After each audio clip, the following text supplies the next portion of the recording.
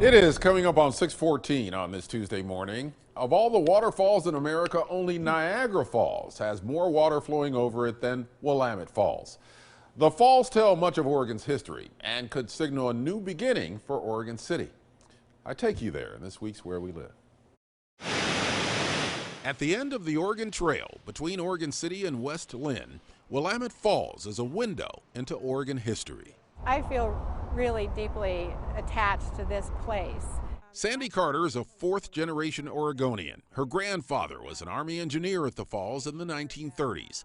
The massive old buildings surrounding Willamette Falls point to its industrial past. It's been a thriving industrial site for a long time. By the time John McLaughlin founded Oregon City in 1842, Willamette Falls was already a settler destination. Commerce exploded when the locks were built in 1873.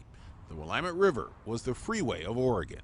So we had international trade happening right through here in the 1860s, 70s, and 80s. Paper mills, grist mills, flour mills, and hydroelectric plants dominated. PGE still produces power on the West Lynn side, and recently the old West Lynn paper mill reopened as the Willamette Falls Paper Company.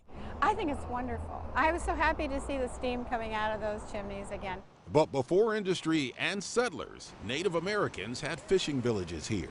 The keepers of the falls were my grandfathers.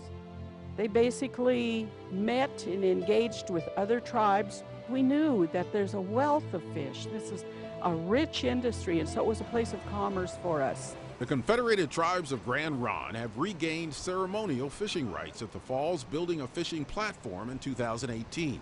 They have also purchased the 23-acre Blue Heron paper mill site, which closed in 2011.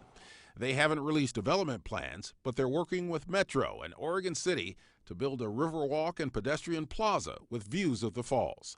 There's also an effort to repair and reopen the Willamette Falls locks. So can Willamette Falls embrace tourism, industry, and Native American heritage? I think they can be made compatible. And I think if they are made compatible, it's potentially a site that has it all. Well, the Grand Ronde, as you know, also owns Spirit Mountain Casino, but they tell us there are no plans for a casino at the Blue Heron site in Oregon City.